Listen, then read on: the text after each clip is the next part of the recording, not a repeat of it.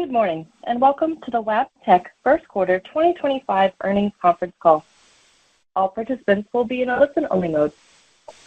Should you need assistance, please signal a conference specialist by pressing the star key followed by 0 on your telephone keypad. After today's presentation, there will be an opportunity to ask questions. To ask a question, you may press star, then 1 on your telephone keypad. To withdraw your question, please press star, then 2. Please note this event is being recorded. I would now like to turn the conference over to Kyra Yates, Vice President of Investor Relations. Please go ahead. Thank you, Operator. Good morning, everyone, and welcome to Wabtec's First Quarter 2025 Earnings Call. With us today are President and CEO Rafael Santana, CFO John Olin, and Senior Vice President of Finance John Masterlers. Today's slide presentation, along with our earnings release and financial disclosures, were posted to our website earlier today and can be accessed on the Investor Relations tab. Some statements we are making are forward-looking and based on our best view of the world and our business today. For more detailed risks, uncertainties, and assumptions relating to our forward-looking statements, please see the disclosures in our earnings release and presentation. We will also discuss non-GAAP financial metrics and encourage you to read our disclosures and reconciliation tables carefully as you consider these metrics. I will now turn the call over to Rafael. Thanks, Kyra, and good morning, everyone. Let's move to slide 4. I'll start with an update on our business, my perspectives on the quarter, and progress against our long-term value creation framework, and then John will cover the financials. Before we get into the numbers, I'd say that we had a strong start to the year, delivering results ahead of our expectations.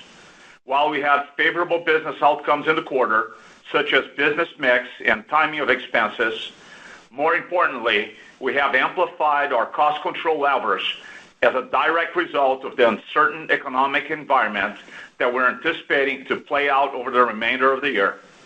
With that said, we are approaching the remainder of the year with caution, with discipline, and the focus to take the necessary actions to deliver against our commitments in an uncertain and volatile economic landscape. Having that in mind, sales were $2.6 billion, which was up 4.5%. Adjusted EPS was up 21% from the year-ago quarter, and total cash flow from operations for the quarter was $191 million. The 12-month backlog was $8.2 billion, up 6%, reflecting the continued momentum and visibility across the business. Shifting our focus to slide 5, let's talk about 2025 and market expectations in more detail. While key metrics across our freight business remain mixed, we are encouraged by the strength of international market activity in our current pipeline of opportunities across geographies. However, we are cautious with regards to our North American business as the current tariff activities play out over the remainder of the year. North American traffic was up 3% in the quarter. Despite this traffic growth, the industries and Wabtec's active locomotive fleets were largely flat when compared to last year's first quarter. As we look forward, we continue to see significant opportunities across the globe in demand for new locomotives, modernizations, and digital technologies as our customers continue to invest in solutions that drive fuel efficiency, reliability, productivity, and safety. Looking at the North American railcar build, last quarter we discussed the industry outlook for 2025 to be about 35,000 cars to be delivered, which is down 17% from last year. This industry forecast has remained unchanged. Internationally, activity is strong across core markets such as Africa, Asia, and CIS. Significant investments to expand and upgrade infrastructure are supporting a robust international locomotive backlog and orders pipeline. In mining, an aging fleet continues to support activity to refresh and upgrade the truck fleet. Finally, moving to the transit sector, we continue to see underlying indicators for growth. Ridership levels are increasing in key geographies, along with fleet expansion and renewals. Next, let's turn to slide 6 to discuss a few business highlights. In Kazakhstan, we continue making progress on finalizing orders associated with our installed fleet by signing a $300 million multi-year service agreement to increase the availability, reliability, and productivity of KTZ's locomotive fleet. In North America, we secured a $140 million order from a Class 1 customer for new locomotives. This order demonstrates the need for our Class 1 customers to upgrade their aging fleet by investing in new locomotives. Moving to the APAC region, we secured orders totaling $130 million for new equipment and service contracts. This included orders for new locomotives and mining drive systems. These orders continue to highlight the growth opportunity we see in the region. Moving to our transit segment, Transit won 2 multi-year platform door contracts valued at $85 million for the Madrid Metro and the new Hamburg Metro U5 line. And finally, we secured a $50 million order to provide brakes and couplers for servicing the New York City Transit Authority. This win signified the European and North American Transportation Authority's commitment to investing in solutions that enhance passenger safety and modernize metro networks. Overall, these successes continue to demonstrate our leadership in the markets we serve and the commitment of the Wabtec team to deliver meaningful results for our business and for our customers. Moving to slide 7. Before turning it over to John, I want to briefly discuss the positive momentum we have in our international markets. Over the last several quarters, we have highlighted that our international pipeline of opportunities continue to be strong. Our international revenue has grown over the last couple of years at a high single-digit growth rate and delivers a higher level of profitability than our North American region. The continued growth in our international locomotive install base has enabled us to leverage our international footprint and has underpinned our share gains in services, components, and digital solutions. As we walk around the world, let's discuss some of these drivers. In Europe, our transit business is supported by urbanization trends and growing infrastructure funding, which has led to resilient and steady revenue growth while providing safer, cleaner, and more cost-effective commuting. The CIS region growth is driven by the locomotive fleet expansion, which has led to robust growth in services and digital products in the region.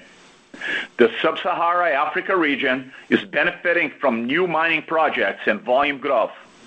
The new equipment orders for the Simandou mining project that were secured in 2024 are expected to provide further opportunity for services and digital growth in the region. Beyond Guinea, there are more opportunities for African expansion in 2025. Moving to the APAC region, we see trends supportive of growth for both freight and transit. Urban infrastructure investment and our growing installed base of equipment is driving transit growth, while mining, fleet renewals, and a growing locomotive installed base supports freight growth, particularly in Australia. And finally, South America is upgrading fleets, exploring alternative fuel and automation technologies, as well as implementing various digital products such as Trip Optimizer suite of onboard products, PTC 2.0, digital mining, and our inspection technologies. This is in support of the region's needs for efficient transportation of goods to help with increased freight demand. We expect our execution, the strength of our business, and our leading products and technologies will result in Wabtec continuing to convert the opportunities in our pipeline into orders and growth. With that, I'll turn the call over to John to review the quarter, segment results, and our overall financial performance. John? Thanks, Rafael, and hello, everyone. Turning to slide 8, I will review our first quarter results in more detail. Our first quarter results came in better than expected behind strong operating margin expansion. The drivers of the first quarter's operating margins were due largely to favorable timing of expenses and mix, improved operational execution, and as a result of our proactively taking a more defensive spending posture as we head into significant economic uncertainty. Sales for the quarter were $2.61 billion, which reflects a 4.5% increase versus the prior year. Sales growth in the quarter was driven by the freight and transit segments. Excluding the impact of currency, sales were up 6.2%. For the quarter, GAAP operating income was $474 million. The increase was driven by higher sales, improved gross margin, and proactive cost management.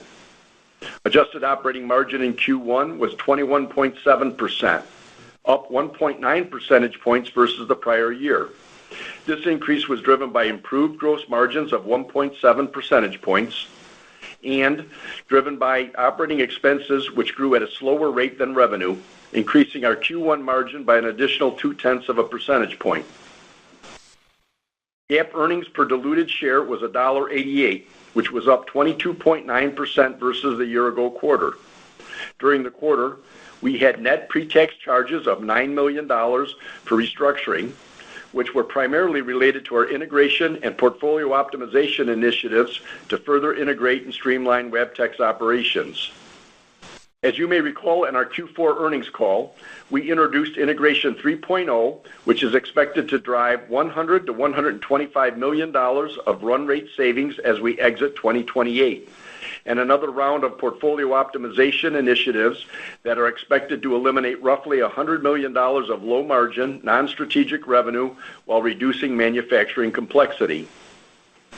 In the quarter, adjusted earnings per diluted share was $2.28, up 20.6% versus the prior year. Overall, Wabtec delivered another strong quarter, demonstrating the underlying strength of the business. Turning to slide 9, let's review our product lines in more detail. Before we discuss our business group sales performance for the quarter, I would like to point out that we have realigned a couple of our businesses within the freight segment. Essentially, we have moved our Nordco maintenance of way and a freight distribution business to our components group from our services group. This shifts $91 million of revenue in the quarter to components from services. Prior year's results have been adjusted to make our presented financials comparable year over year. We believe that this realignment will improve focus and better match our group's competencies to deliver improved growth in the future. With that being said, first quarter consolidated sales were up 4.5%. Our services sales were up 16.9%. This was driven by the timing of modernizations and overhauls. During the first quarter, we allocated additional capacity to our mods production, which was the reverse of what we experienced in the fourth quarter. Regarding our core service business, we experienced expected growth as our active fleets ran according to plan. Equipment sales were down 9.5% from last year's first quarter. This decrease was expected given the shift of capacity to mods during the quarter. In Q2 and the second half of the year, we are planning for a shift back to new locomotive production. This is expected to result in slightly lower year-over-year mod production in Q2 and a more pronounced reduction in the second half.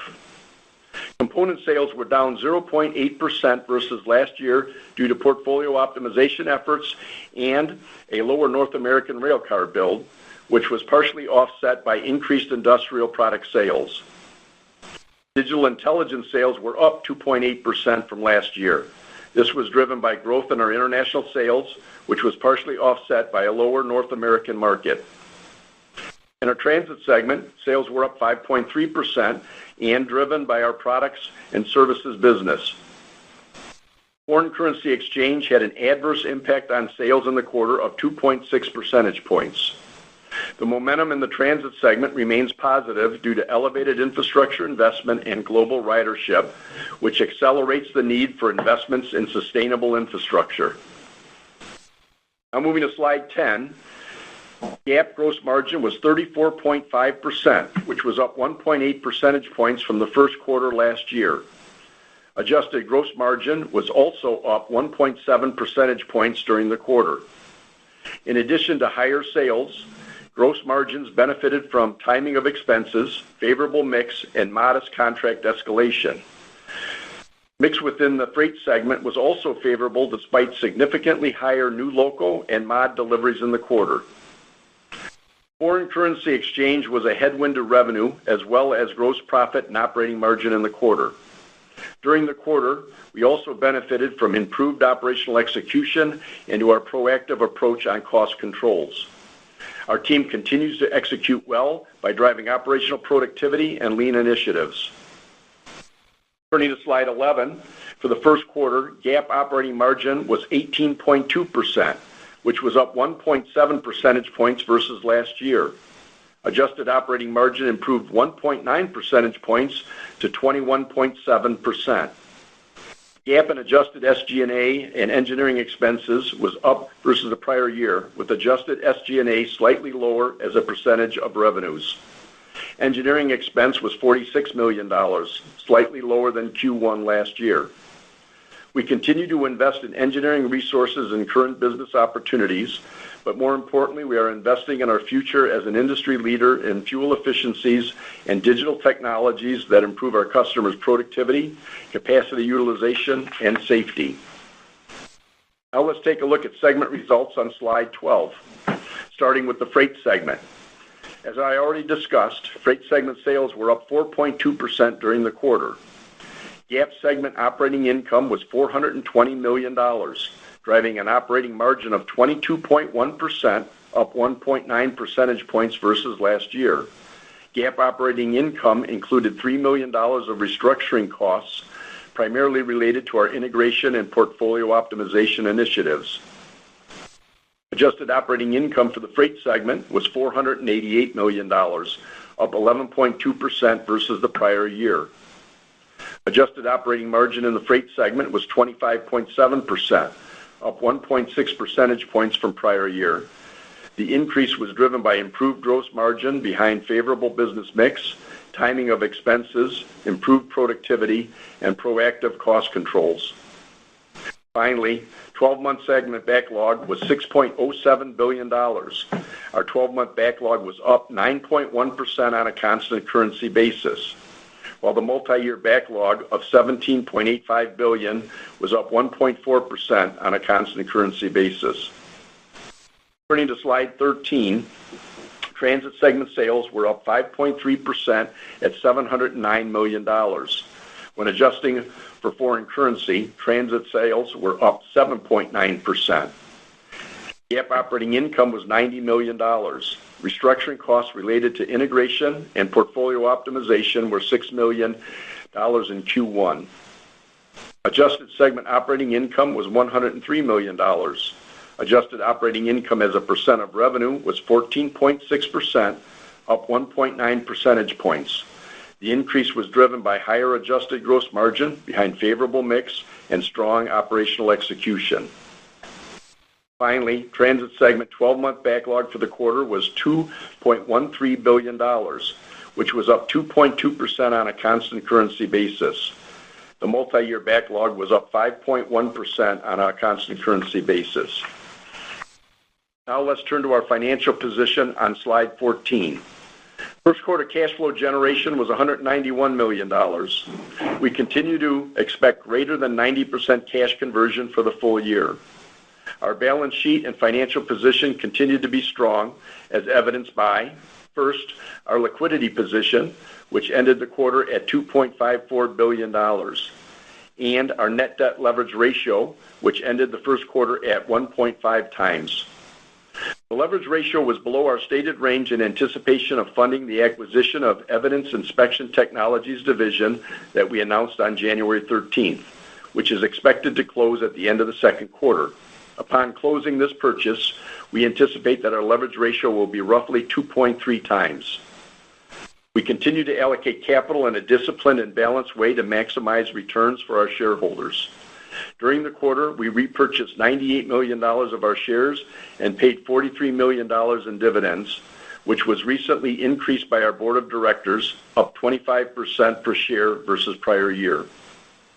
With that, I'd like to turn the call back over to Rafael to talk about our 2025 financial guidance. Thanks, John. Now let's turn to slide 15 to discuss our 2025 outlook and guidance. As you've heard today, our team delivered a good start to the year. Our international pipeline remains strong, and our 12-month and multi-year backlogs provide visibility for profitable growth ahead. With that being said, we are approaching the remainder of the year with caution, but with the discipline and focus to take the necessary actions to deliver against our commitments in an uncertain and volatile economic landscape. Consequently, we are increasing our previous adjusted EPS midpoint guidance, and we now expect adjusted EPS to be in the range of $8.35 to $8.95, up 14% at the midpoint. Our revenue and cash flow conversion guidance remains unchanged. Now let's wrap up on slide 16. As you heard today, our team continues to deliver on our value creation framework, thanks in large part to our resilient install base, world-class team, innovative technologies, and our continued focus on our customers. With solid underlying demand for our products and technologies and intense focus on continuous improvement and cost management, consistent with our previous guidance, we continue to expect to drive mid-single-digit organic growth while delivering double-digit EPS growth through our planning horizon, thereby maximizing our returns to our shareholders. As we have discussed, the current economic environment is uncertain and volatile. We will be proactive with our cost control levers and drive actions to deliver against our commitments. With that, I want to thank you for the time this morning, and I'll turn now the call over to Kyra to begin the Q&A portion of our discussion. Kyra? Thank you, Rafael. We will now move on to questions, but before we do, and out of consideration for others on the call, I ask that you limit yourself to one question and one follow-up question. If you have additional questions, please rejoin the queue. Operator, we are now ready for our first question. We will now begin the question and answer session. To ask a question, you may press star, then 1 on your telephone keypad. If you are using a speakerphone, please pick up your handset before pressing the keys. If at any time your question has been addressed and you would like to withdraw your question, please press star, then 2. At this time, we will pause momentarily to assemble our roster.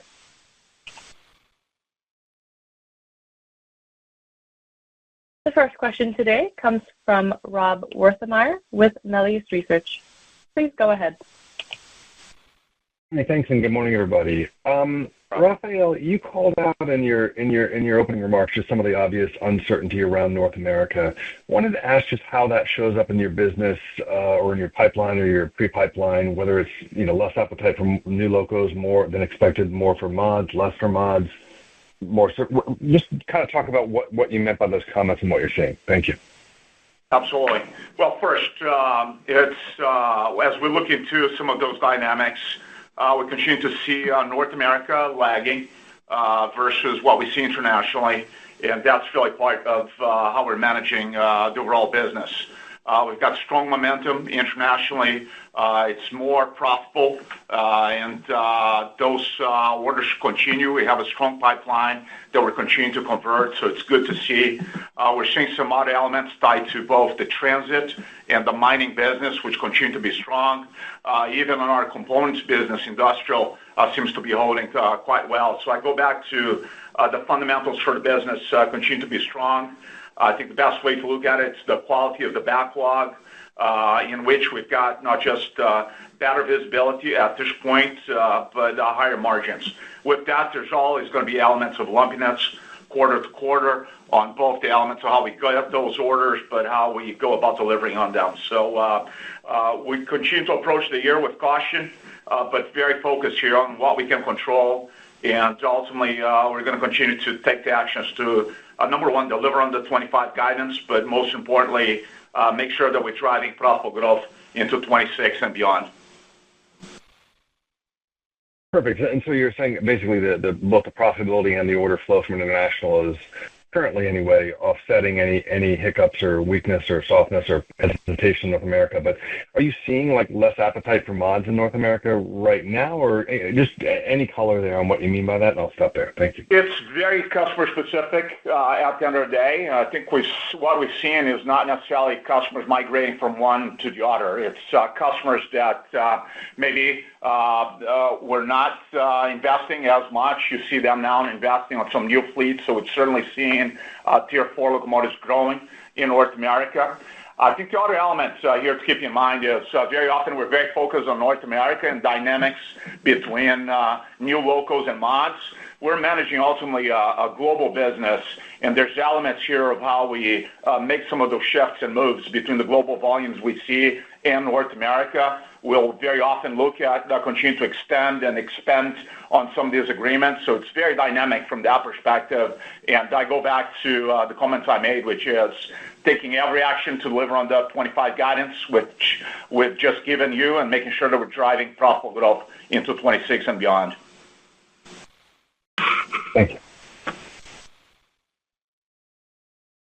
The next question comes from Ken Hoexter with Bank of America. Please go ahead. Hey, team. It's Adam Roskowski on for Ken Hoexter. Thanks for taking my question. So maybe Rafael or John, I think the 2025 guidance assumes tariffs with the exception of reciprocal tariffs. So can you just clarify kind of what you're expecting there? Is that just assuming that after the 90-day pause, there's no further impacts? If you could clarify, thanks. Thanks, Adam. So as we put our guidance together, we looked at all the tariffs that have been, I would call the first round of tariffs, and excluding the reciprocal. So that would include, Adam, 25% in Canada, 25% in Mexico, 25% steel and aluminum, and 20% in China. So those have been initiated in February and March. We're currently paying on those tariffs today, and that's been built in to our forecast, both the impacts on cost as well as revenue. We have not built in the reciprocal, which is 125% to China and 10% on all the other countries. And that's simply a factor of there is so much volatility in those and kind of the forward look at those tariffs, whether they'll be on or off. And as you mentioned, Adam, there's a 90-day reprisal on lifting them higher. So we're going to continue to read that situation. Now, those tariffs won't start to affect us financially until the end of May because there's an on-water exemption for them to hit. So we're going to take some more time and understand where they land and the impact that they'll have on the economy. Thanks, John. And then just following up on kind of the cadence and shape of this year, I think last quarter you noted that you expected balanced revenue growth, but 2H would be a little bit more heavier weighted on the EPS side. So maybe just talk about how you're thinking about margin progression in both transit and freight. Thanks. You know, Adam, again, going back to this incredible amount of uncertainty and volatility, I don't think it helps much to kind of go out a couple quarters. Maybe to bring it in a little bit, and let's talk about the second quarter in relationship to the first quarter. We do expect a strong solid quarter in the second quarter. However, a couple things that you should note as we do move into the second quarter is a lot of the mixed favorability that we had and drove a fair amount of margins in the first quarter. We'd not expect this to be at the same level in the second quarter. Remember, our first quarter revenue mix was driven by strong revenues out of the services group at up 16.9%. And somewhat given back with regards to the equipment group being down 9.5%. And again, this is just how we allocate the capacity that we have. In the second quarter, we expect our equipment group to be up a fair amount and our services group to be up, but at a much more moderated pace. So that will be a headwind with regards to mix in the second quarter. And the second thing, as we had mentioned, there's some timing items that impacted our first quarter that we expect to not repeat in the second quarter. Thank you. The next question comes from Jerry Revich with Goldman Sachs. Please go ahead. Yes, hi. Good morning, everyone, and congratulations on the strong start to the year. I want to ask you, in terms of on the feedback from customers, Rafael and John, that you're hearing on the tariff side, can you just talk about, are there any customers that are essentially opting to age their fleet, or any specific feedback that you're seeing? And as you think about, integration 3.0, to what extent are you thinking about potential pivot in that strategy if you were to, let's say, increase capacity in the U.S. As you think about that multi-year plan? To what extent does the tariff situation impact your planning process? Yeah. Sure, a couple of things. I mean, there's clearly what I call a balancing act here. I think we've been working quite constructively with both customers and suppliers to ultimately make sure that we're managing the supply chain shifts in a way that's fair and that minimizes disruption. I think a large part of our focus here is ultimately making sure that we're protecting what I call the reliability and availability of our customers' fleets. That's key. That's how they ultimately support the service levels and ultimately how we support demand. So I think it's important to start there. We're actively evaluating a range of levers, things like USMCA. We've looked at alternative sourcing strategies. Of course, you've got to evaluate inventory positioning and broader supply chain adjustments. But at the same time, I think we've taken cost. You asked specifically with regards to integration 2.0 and 3.0. We do have the opportunity to accelerate those, and those are the kinds of things that we're going to actively and proactively manage it. And we've taken pricing actions that help offset the additional pressures we're facing there. Hey, Jerry, you also asked about any pivot on integration 3.0. Or our strategy's direction there, and the answer is no. Our strategy remains the same. There's plenty of opportunity for us to reduce costs by that $100 to $125 million. Now, as we get into the execution piece, we'll look at, we do an IRR on every project that we run, and as the economics change, some of that may change, but overall the direction remains the same, and our ability to take out $100 to $125 million is not going to be affected by the tariffs. Super. And then can I ask, the international installed base is growing really nicely. I think you're also going to have more locomotives entering the sweet spot from a service standpoint based on your models. What kind of growth rate do you expect in international aftermarket service, just given the age profile, 25, 26? What do your models tell you as those fleets age? Jerry, we certainly see an acceleration of that. I mean, the way I would answer you there, if you look at more mature service businesses that we have running out there, if you look at the core of services, and that excludes things like modernization, you'll see those growing at what I call a 6 to 7% rate. That's what we've seen in the past. I think one of the things that's important here is we're seeing not just that transition that you spoke about of fleets that were under warranty entering to a normal service. Our fleets are running. They're running hard, and what I mean by that, we have over 18,000 units that we monitor regularly. When you look at the megawatt hours, that really translate into how much work those units are doing. Those hours are up. They're up in the first quarter of this year as well, and we haven't really seen change on that. Thank you. The next question comes from Daniel Imbro with Stephens. Please go ahead. Yeah, hey, good morning, guys. Thanks for taking our questions. Hey, Dan. Maybe to follow up on the tariff backdrop, John, I appreciate the color on maybe what you're including, what you're not including, but, can you maybe actually expand on what the impacts are from these tariffs? I think back in 2018, it was a few $1 million of a gross margin headwind per quarter, but can you maybe expand on how many of your freight components are imported, what that import map looks like, and what the actual impacts will be starting on May 1? Thanks, Daniel. Hey, Daniel, we're not going to disclose the impact of the tariffs on the business due to the fact that timing, volatility, uncertainty continue to change on a daily basis. Don't think that would benefit. Again, we've got a great competency going here of putting them on and taking them off and delaying them. So I'm not going to provide any of that guidance at this point.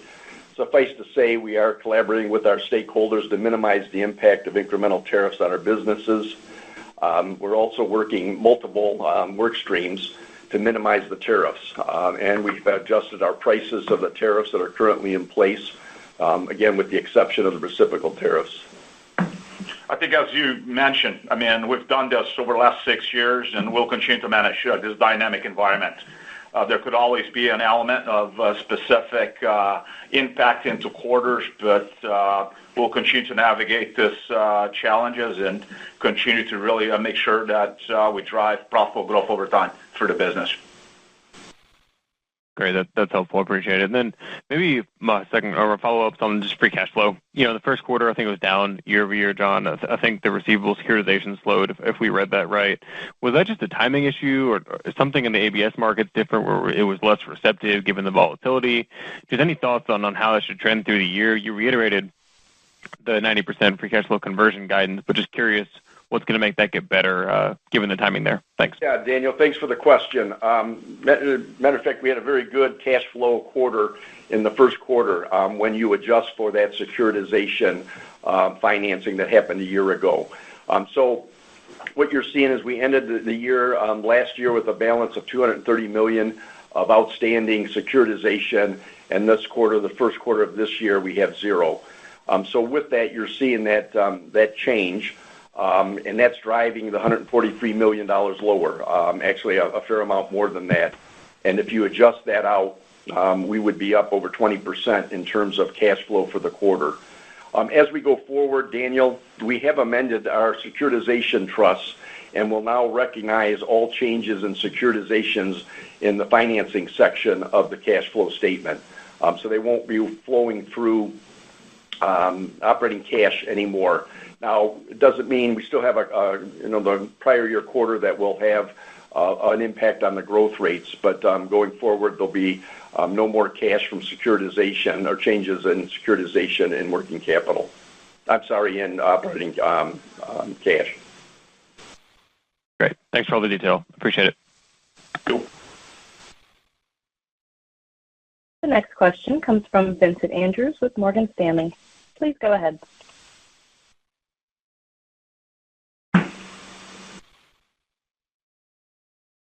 Hello? Your line is open. You can answer your question. Hello? Good morning. Vincent, go ahead. Can you hear me? Yes. Hey, this is Angel Castillo. I'm from Morgan Stanley. I'm not sure why I came up as Vincent Andrews. Anyway, just thank you for taking my time. Just wanted to ask about the margin backdrop. You talked about the 2Q dynamic. I was hoping you could quantify that a little bit better just in terms of how much of that mixed favorability, how much of an impact that is, maybe on a sequential basis, and same thing with the timing dynamic that you talked about, and any other kind of factors that may be surprised in the first quarter, if you could kind of help quantify the magnitude of the move. Thanks, Angel.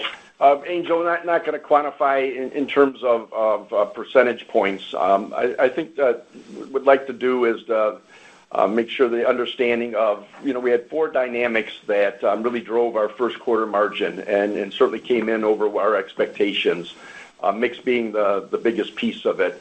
And we would expect that to not be the same in the second quarter. But on a full year basis, mix is more of a timing element on a full year basis. The other one is that we talked about some timing of expenses. And again, that's just more the way the timing works out. I think the other two, though, are areas where we will see them continue on, and that's why we took our guidance up. And that is with the strong productivity that we've experienced, again, led by Integration 2.0 and portfolio optimization. They came in higher than expected, and we'd expect that to stick on a full year basis. And then finally, this idea of proactive cost management, right? As we've seen the tariffs come in, and we are getting incredibly prudent on every dollar that we spend to make sure that we can deliver on our commitments to our shareholders. So some of that favorability is what we're taking our guidance up for as well. And maybe to that point on just the margin side and the ability to kind of respond to the tariff dynamic, curious for the reciprocal side where there's still a little bit of uncertainty, and particularly as we go into kind of the May 1st timeframe, could you talk about your ability to kind of respond and quickly kind of pivot to whatever the ultimate kind of normalized level of tariffs is? Meaning, should we expect somewhat of a lag in terms of any kind of your ability to kind of pull levers beyond, to kind of reflect the kind of new environment, or is there an ability to kind of pass that through and reflect the kind of May 1st kind of immediately as soon as we know? Like I said before, I think it's going to be a balancing act here. We're managing through a number of variables. I think it's important to really highlight some of the comments John made here with regards to second quarter, which we've got more visibility into it. We're taking every action to make sure we deliver on the guidance for the year. But then from that perspective is really making sure that we're managing the business here, most importantly to drive profitable growth into 26 and beyond. And there's an element of shifts on suppliers. There's an element of really looking at our inventory positioning. We have, as I mentioned, not just taken cost actions, we've also taken pricing actions that help us offset those additional pressures. There will always be some element of variability quarter to quarter, but we're taking every measure here to continue to drive profitable growth over time.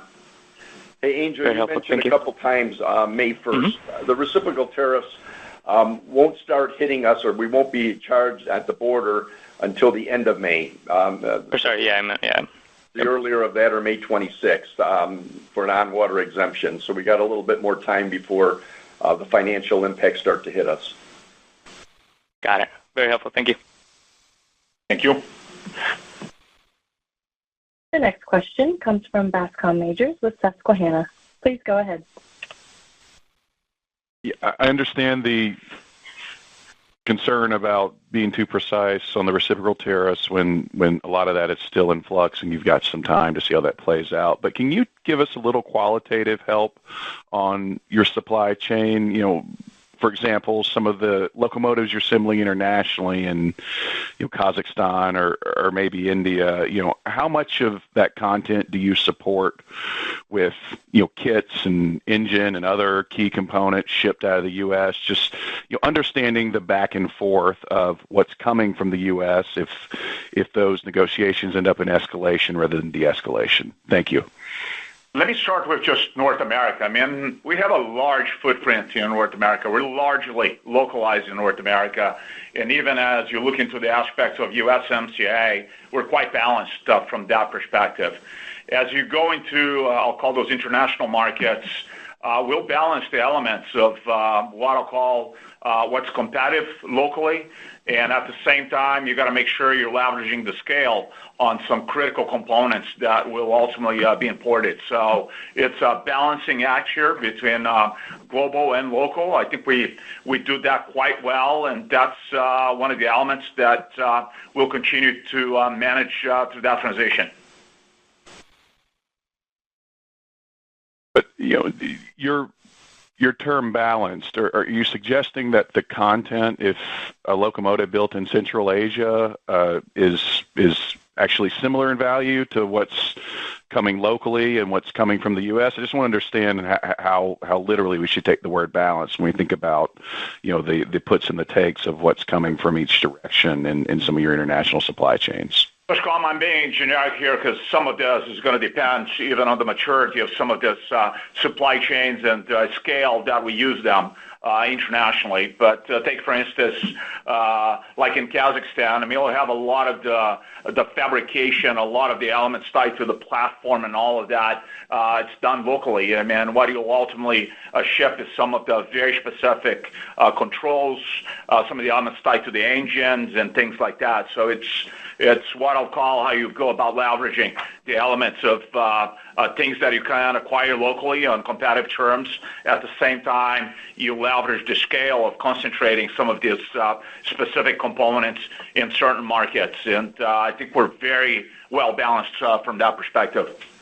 Well, we wouldn't expect a huge amount of things going from the U.S. outside. We haven't seen much retaliatory tariffs at all around the world, with the exception of China. Our biggest impact continues to be in North America from that perspective.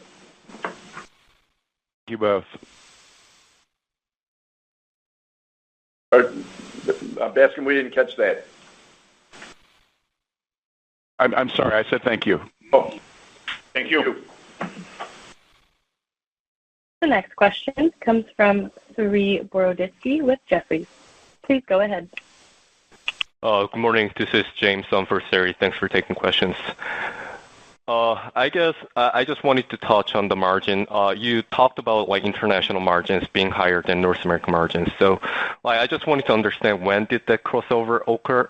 And what are primary drivers behind that shift? Is it mixed pricing or structural cost advantage? And kind of, do you expect international to continue to outpace North American margin basis? James, this is John. It isn't something that just happened.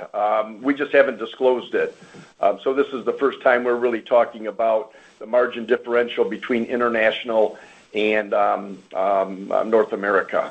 There's a common question that we get, and basically the margin structure that we have in our international business yields a higher overall margin than our North America business does. And we would expect that to certainly continue on into the future. I think if you go back 5 years ago into business, there was a number of markets that we were still at the stage, in some cases, of developing a platform to compete. You're still in the early stages of standardizing some of the elements of the product. We've certainly made, I think, a lot of progress in terms of the productivity on some of the international footprint we have out there. I think that has ultimately helped us really transform this over time. But I think John's comments that it hasn't changed overnight, I mean, this is something we've been working at it, and it's good to see reflected in a business that it's more profitable internationally than in North America. Great. Yeah, I guess then another follow-up question here. You guys talked about amplified cost control measures. Can you provide more color here? Is this structural and kind of included in Integration 2.0 and 3.0 efforts, or will they kind of reverse once kind of uncertainty and inflation and everything kind of resides? Yeah, this is certainly in addition to our more structural efforts of integration and portfolio optimization. This is, James, just getting down to blocking and tackling, right? Is things that's traveling less, holding positions open, again, scrutinizing all investments, accepting higher return capital projects, and so on and so forth. What we're doing is, again, to provide a more opportunity and a certainty that we'll hit those guidance that we delivered today. But I want to assure you, James, that it has nothing to do with anything that would have an impact on the future of our business. But these are just things that we can tighten up, and as we get a little bit more defensive on the risk profile that we have through the remainder of 2025. Got it. Thanks for the color. Thank you. The next question comes from Steve Barger with KeyBanc Capital Markets. Please go ahead. Thanks. To follow up on the international margin difference, is that positive variance pretty consistent across regions and product lines?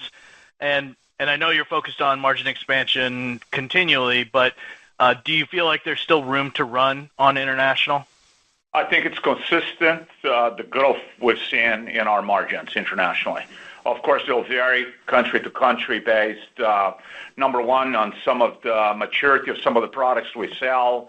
It varies also depending on what the mix is in some of these countries. But I think we have seen consistent improvement in the margin, and that's driven a lot by some of the integration work that we have done, and just really being very focused on our lean efforts and productivity efforts across the board. We feel like we have a good portfolio to compete for the opportunities we have out there. Even on the most recent opportunities like Guinea, we were able to ultimately adapt some of the existing platforms to be able to competitively compete in these products, which have ultimately translated into, I think, really positive margins on the equipment side of the business.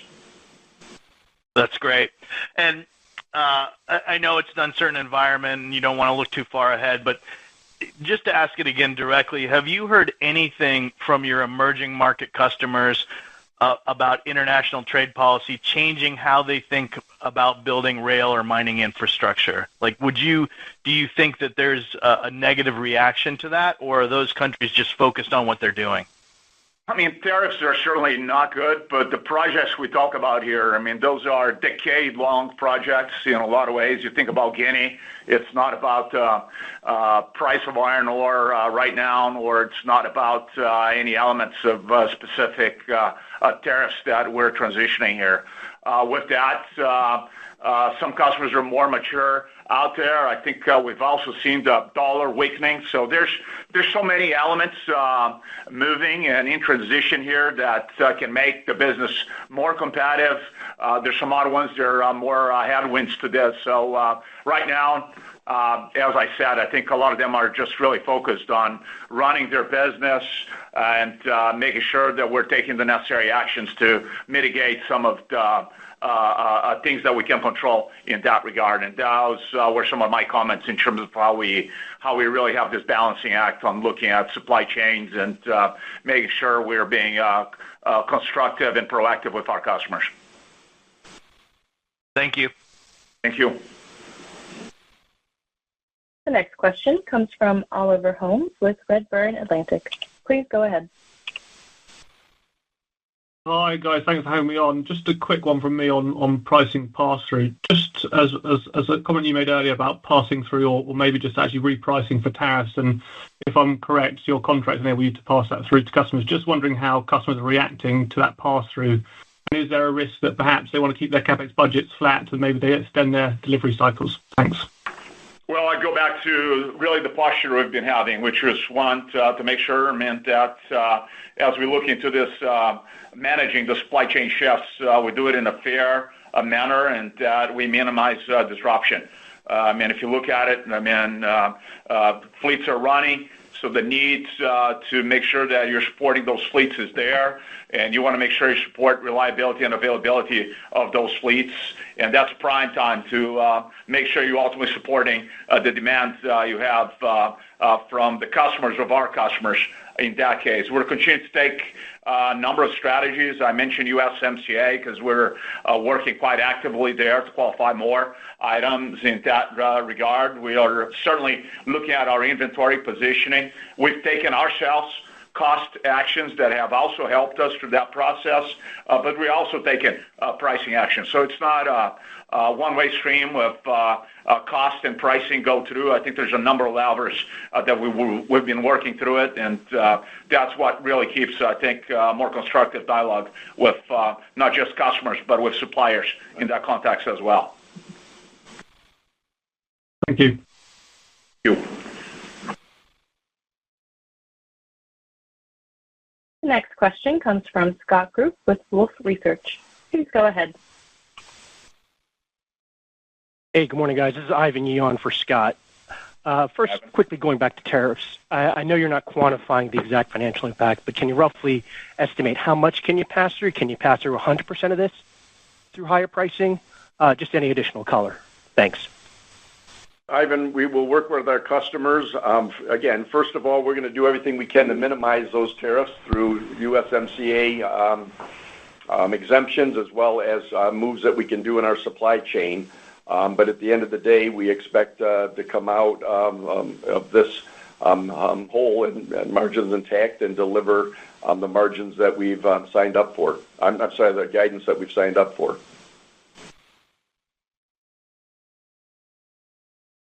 Thank you. And then my follow-up, any additional color on the new Class 1 local order? How many units? When does it start? Over how many years? Thank you. We're, again, not going to comment on any specific business with any specific customer on that regard.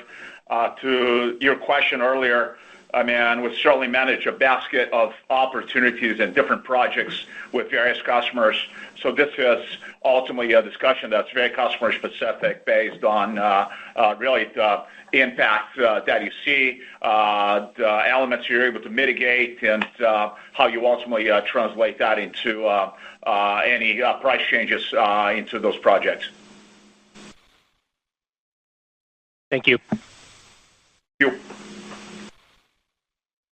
The next question comes from Tami Zakaria with J.P. Morgan. Please go ahead. Hi, good morning. Thank you so much. I actually appreciate all the comments you gave on tariffs earlier. given how fluid the situation is. I think I heard you talk about pricing action. I just wanted to clarify, are you able to reprice the backlog if needed, or would pricing actions be primarily focused on new orders going forward if tariffs escalate from here? Again, I'm not going to go into specifics. I mean, as I said, we do have a basket of business we do with customers. Those involve not just sometimes new locomotives, modernizations. There's a number of multi-year agreements that sometimes we have. We've got customers that are more transactional in nature in terms of the parts. So this is ultimately about managing that basket of business and making sure that through that process we're fair, we're smart as we're looking to balancing all the elements of the things that are at stake here, and that's what we're really managing. And I think to the comments we've made earlier, we feel strong about being able to manage that despite of any specific impact on any given quarter. We expect to be able to manage this through and continue to really make sure we deliver on the guidance we've provided to the year, but more importantly, make sure we're constructing profitable growth into 26 and beyond. I think those were really some of the comments here John made. Understood. That's fair. That's very helpful. Thank you. And a follow-up question on FX. It seems it was a headwind in the first quarter, but the U.S. dollar strength has reversed from earlier in the year. So is there any FX headwind embedded in the revenue guide for this year? Again, the guidance takes everything that we know right before we issue it, so earlier this week, Tammy. So it would include our view of what revenue or what currency would be over that period of time. Got it. Thank you. Thank you. This concludes our question and answer session. I would like to turn the conference back over to Kyra Yates for any closing remarks. Thank you, Betsy, and thank you everyone for your participation today. We look forward to speaking with you again next quarter. The conference is now concluded. Thank you for attending today's presentation. You may now disconnect.